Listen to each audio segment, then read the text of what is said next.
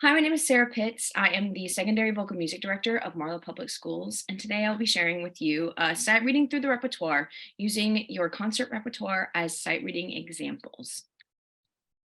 So I had this big issue when I started teaching, and still sometimes today, where I just don't have enough time. I feel like I don't have enough time to do everything that we need to do to make our kids the best musicians they can be.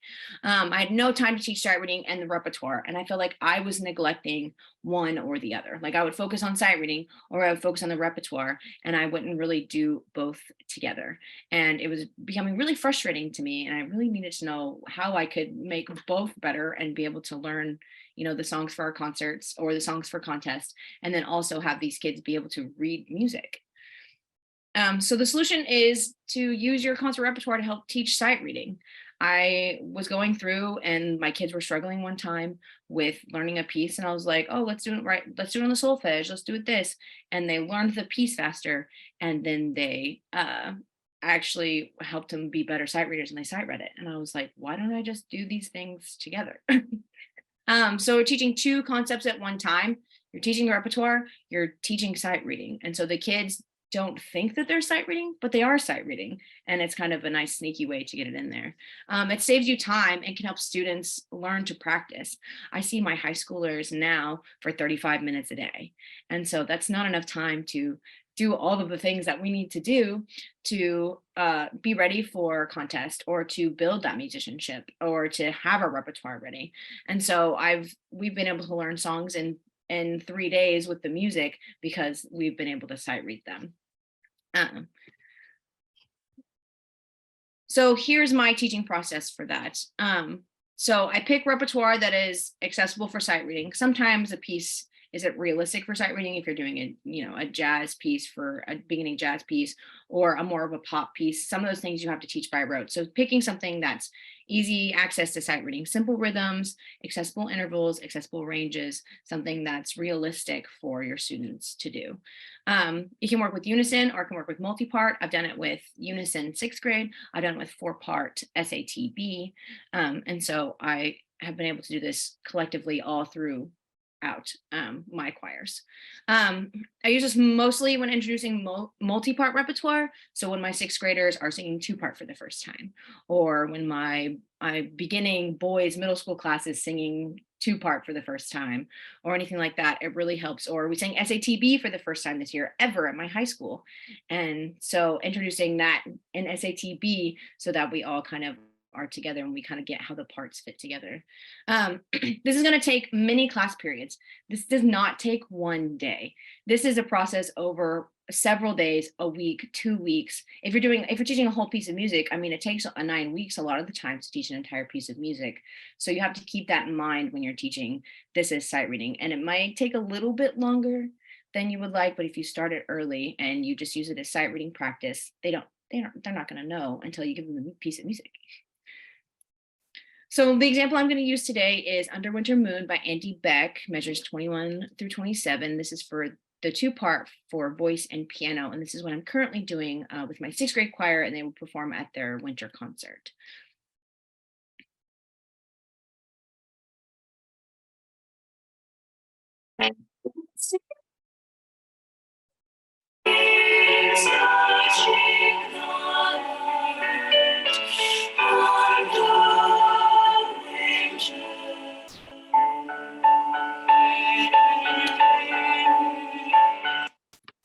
And that's the whole section that I would be working on for an entire week.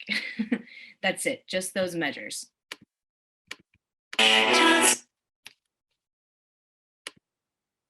So step 1 is to pick a small section of the music, usually 4 to 8 measures. That's a nice little section where that's the first time in that piece of music that they sing in 2 parts.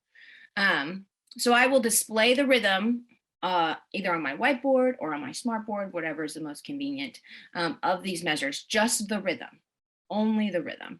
And then we will sight read the rhythm together. So this is the rhythm for those measures together, and we will sight read them. We sight read on numbers. You can do your tas and TTs, whatever is best for you and your program and what you use.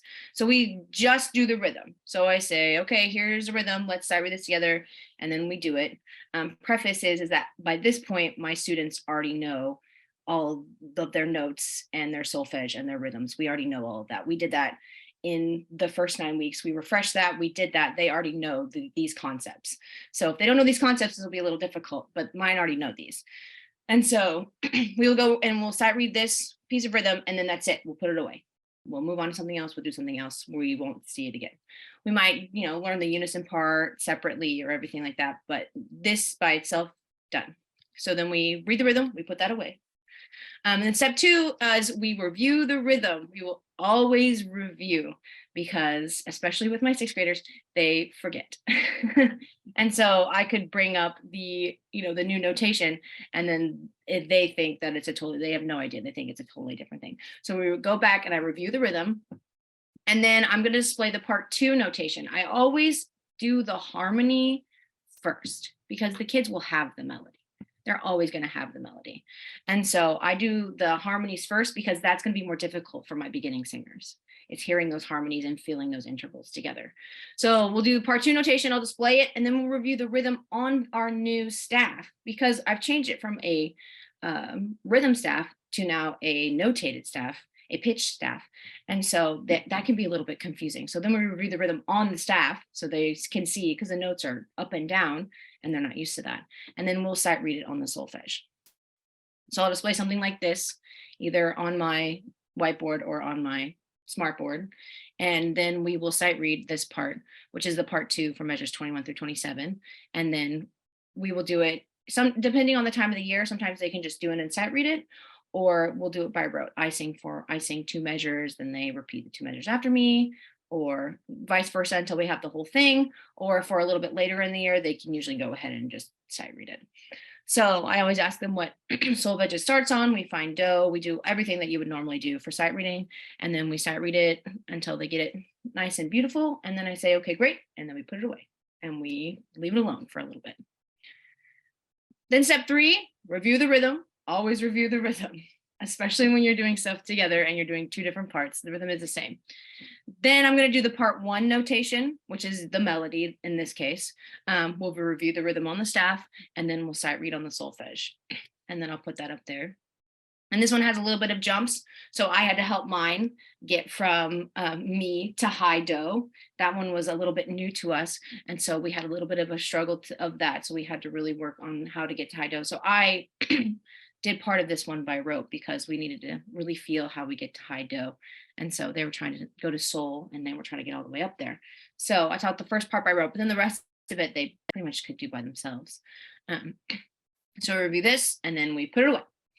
We put it away. We don't talk about it again. We move on. And then step 4 is we're going to combine both parts together on the solfege. On the solfege. I always like to keep things on the solfege for as long as I can.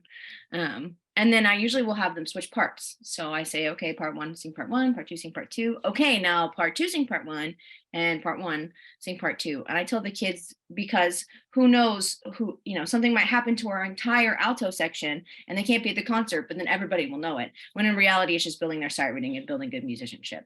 But I tell them, I was like, if the whole alto section doesn't show up, we know the whole song. We can still do it. It's going to be fine. But they're learning how to sight read.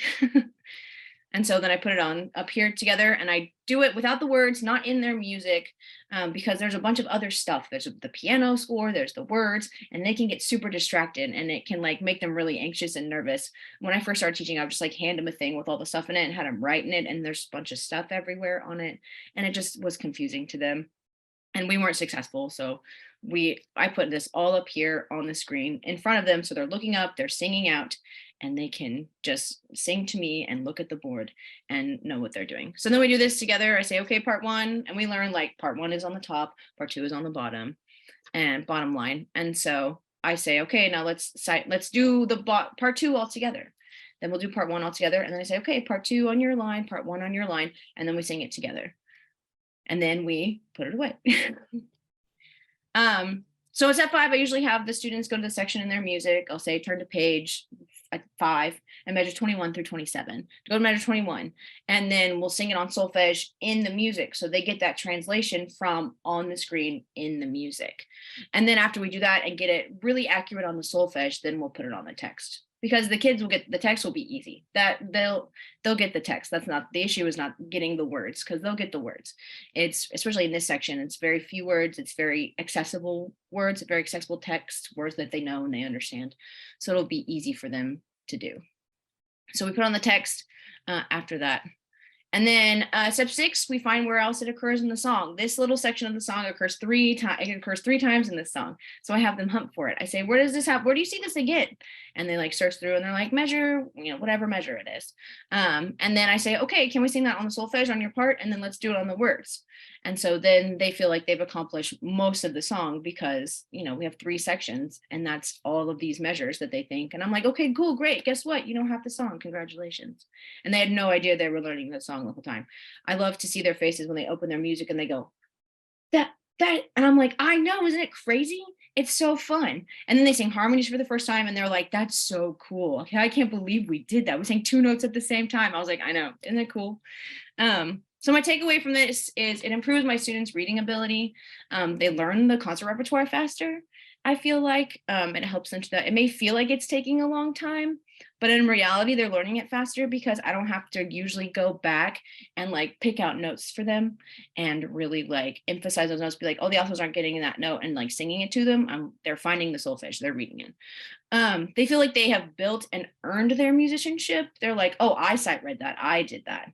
I know, like, I can do that. Now I can go I can go into the other part of the music and I can do that. I can read that now. I know how to do that. They really learn. They're really amazed that they can sing in 2 parts, that they can do that kind of stuff, that they can just like look at a piece of music and know what it means. It's really cool to be able to see them do that. And the students are working harder than you. I'm not sitting there plucking out notes, singing to them all the time. Sometimes I do it by rote back and forth, but really I'm just guiding their musicianship, which makes my job it's a whole lot easier. It's a little bit more prep work, but really in class, it makes my job a whole lot easier. And then they feel like I'm just not like holding their hand and walking them through. And they feel like, especially my 6th graders, this is their first year in a real choir all the time, every day. And so they feel like, they're a big kid choir and they've accomplished big kid things and that they love it so much. And I have a couple of links in my thing for you, Under Winter Moon. It's a wonderful piece by Andy Beck. It's being performed at Circle to Save a Song this year, and I love it. It's beautiful. I would recommend it for anyone, especially beginning 2-part. And then I use Music Snippet a lot of the time for my smartboard stuff. I use it for my rhythm. And so that's a great link for your docs for that. So thank you so much, and I hope to hear from you very soon.